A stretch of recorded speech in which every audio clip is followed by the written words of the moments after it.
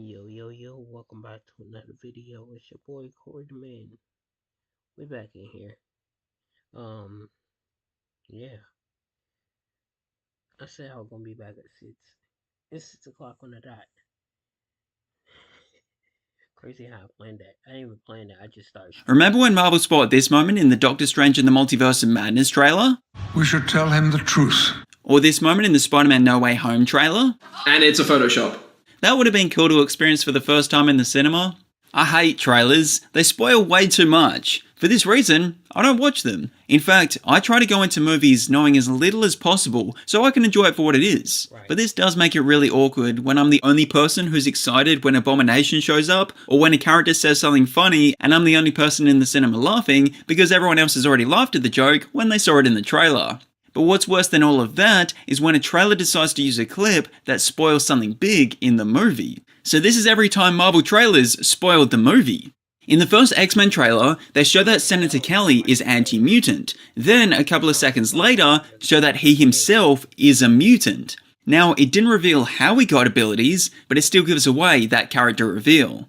In the Spider-Man movie, the Green Goblin gives the Wallcrawler a choice to save a dozen kids or one person who's in a relationship with someone else. But you would know that he chooses both because the trailer gives that element away. Sometimes how something happens is more interesting than if something happens, but this is an example of something that didn't need to be shown to draw people into the cinema. Showing us that Spider-Man saves them takes away that element, only leaving us with how does he save them? In X2, it's revealed that Magneto escapes prison. Now, I don't think many, if anyone, expected Magneto to be locked up the whole movie, but there may have been some people who thought the sequel would be focusing on this new villain and only having Magneto as a minor character. A different trailer shows that these guards haven't captured Wolverine, but actually Mystique. Showing something like this is different to showing a cool action beat, because it ruins something set up to be an interesting reveal. The one thing I know better than anyone is my own work. Spider-Man 2 shows us Harry unmasking Spider-Man, but there easily could have been a way to have the trailer convey Harry's interest in capturing Spider-Man without giving away that he does. I just think they showed a little bit more than they needed to.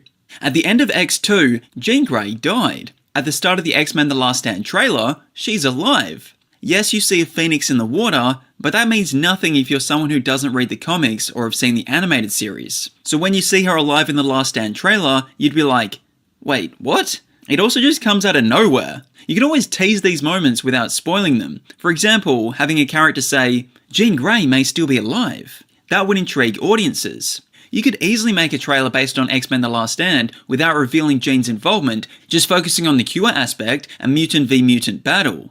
Superhero trailers often show us how characters get their powers and who the villain is going to be. So it's kind of hard to say those moments are spoilers, but when a movie like Spider-Man 3 has multiple villains, they don't need to spoil the reveal for all of them. For example, Eddie Brock becoming Venom didn't need to be spoiled. For those who knew the character, would assume Eddie might become Venom based on the symbiote being in the movie. But those who don't know this character would just spoiled a major moment. There's an Iron Man trailer that's essentially a 2.5-minute version of the actual movie we got. It gives away pretty much the whole story, including major spoilery moments like Obadiah Stane working with Raza to build bigger Iron Man. We as an audience initially assume Raza is going to be the main villain, but now all of a sudden we see Obadiah literally inside this suit. Now there's that whole reveal gone. You gotta remember, no one knew who Iron Man was before this movie. Obadiah being the real villain behind all of this could have been a great reveal in the film if it wasn't shown in the trailer. The Incredible Hulk trailer is similar to Iron Man. It's again essentially just a 2.5-minute version of the actual movie we got. If you want a quick summary to the Incredible Hulk movie, just watch the trailer. Wolverine is the selling point for a Wolverine movie. Yes, I think showing a couple of other characters builds excitement, but when the trailer for X-Men Origins Wolverine shows literally every single mutant that makes a cameo, it kinda takes away the impact when you see the film. As someone who doesn't watch trailers, I find joy and excitement in things like this, ultimately heightening my experience on first watch. So while everyone else is leaving disappointed hoping for more, I'm personally more satisfied because I'm learning of these cameos for the first time. I also think Kayla had too much involvement in the movie to show her death in the trailer, so it kinda leaves us waiting around for that to happen when watching the movie.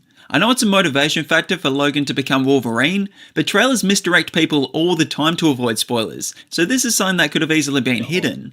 I would consider Thor fighting Loki in the Thor trailer to be a spoiler, because again, those who don't know who these characters are would end up being spoiled by the reveal of Loki being evil.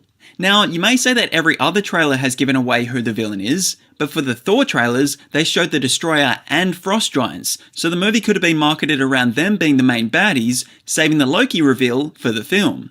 Because X-Men First Class is a prequel, it almost gets a free pass from spoilers, because we know where these characters are going to end up. But I must say the trailers did a pretty good job to tease this, without giving away too much.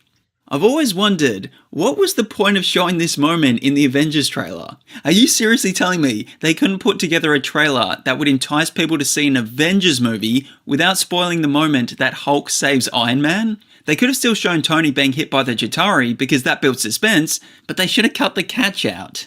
The first Amazing Spider-Man movie released so much trailer footage and clips that someone edited it together in the order for which they thought it would be seen in the movie, and the duration of the video was 25 minutes long. That's not saying the total runtime of all the trailers was 25 minutes, because many of them showed the same clips over different trailers. That was how many minutes of original footage was officially released before the movie, and it spoiled a lot. Then for its sequel, Sony released about the same amount. I'm fine with them showing this moment because that's just a tease. I'm even okay with Rhino being revealed, but was it necessary to show Harry becoming the Green Goblin? Absolutely not. Now, a few of these spoilers I've spoken about on this list apply to all audiences, even those who don't read the comics or know much about certain characters, but The Amazing Spider-Man 2 gives a spoiler to just comic fans without actually showing the spoiler. The moment I'm talking about is Gwen Stacy wearing the exact clothing she wore in the comic issue which she died in. So unless this was a massive misdirect, a lot of people knew this was going to be the end for Gwen. Why did Avengers Age of Ultron spoil Vision being in the movie? People who don't read the comics have no idea who this character is, and those who do weren't like, another Avengers movie? No thanks. Oh wait a minute, Vision's in it? Let me buy 50 tickets immediately. No offense Vision, I love ya, but I don't think there was literally anyone in the world who saw Avengers Age of Ultron exclusively because of this tease. It's a privilege to be among them. Look, I get it. I understand why Captain America Civil War put Spider-Man in the trailer. He's a draw for people to see the movie, but imagine not knowing he was going to appear. The cinema would have lost their minds when the very Marvel named Peter Parker first showed up. A moment I don't understand why they put in the trailer is Rhodey's apparent death, because it actually spoils the fact that he doesn't die from this moment. There's no way they would have put the death of a major character in a trailer if they were actually dead. So obviously we're just going to think he's injured in some way. Final trailers are usually the ones that just go all out with showing as many cool moments as possible to get as many people in cinemas as possible. For this reason, they tend to spoil a lot of things, like X-Men Apocalypse revealing that Wolverine will be in the movie.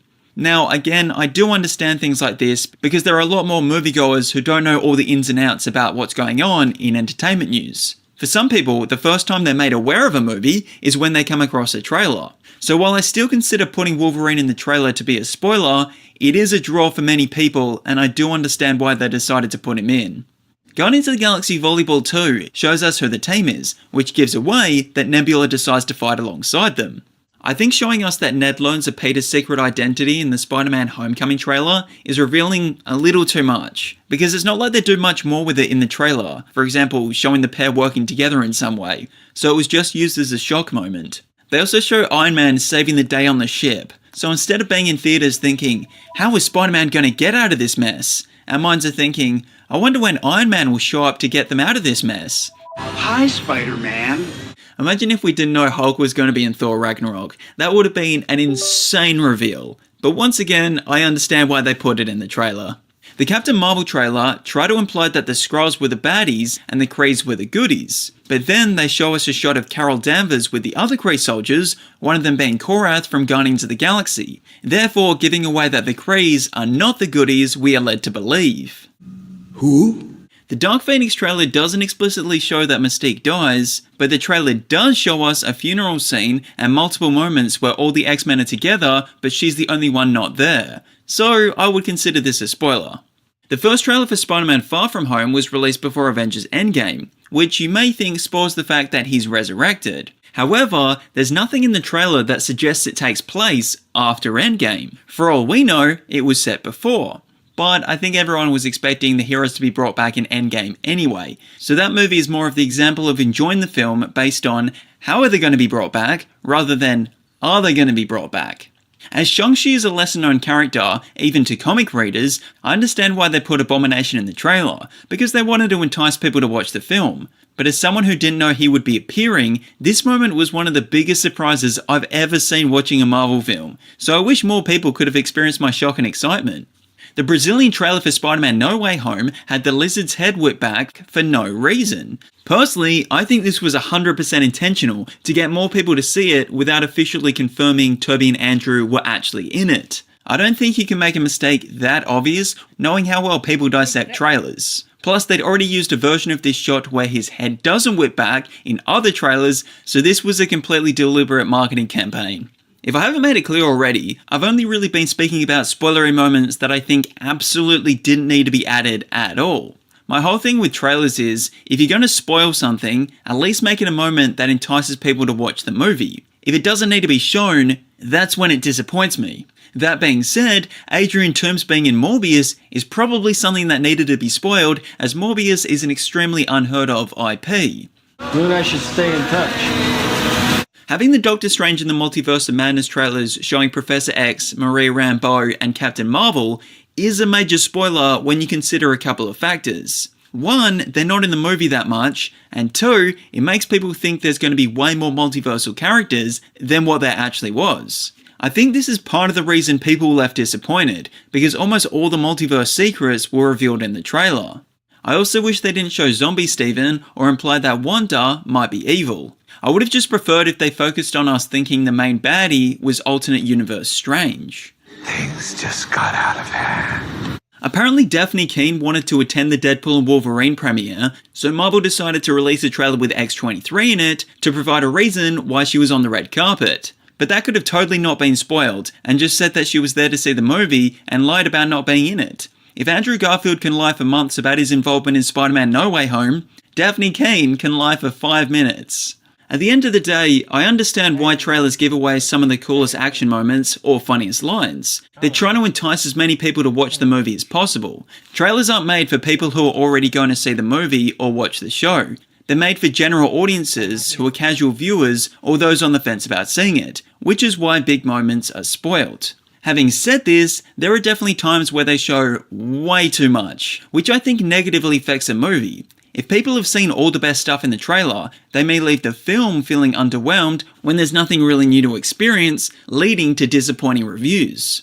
I wish the entertainment industry was more secretive with productions, and I wish that studios just trusted their product and consumers more. You only get to see a movie for the first time once. You don't want to experience those moments out of context in a trailer. So if there's a movie you know you're definitely going to see, I would highly encourage you not to watch trailers and try to know as little as possible before seeing it, because as someone who does this, it's greatly improved my movie-going experience. It's a difficult thing to do, but I've gotten really good at it, and it's one of my biggest flexes that I brag about to friends. Which I do have friends. Anyway, thanks for watching. Let me know in the comments which Marvel trailer moment had the biggest spoiler. And don't forget to absolutely obliterate those like, subscribe, and share buttons. I'm just kidding. Only do it with enough force that it registers. I don't want any of you break. Alright. Anyways, let's get out of here. Let's get right into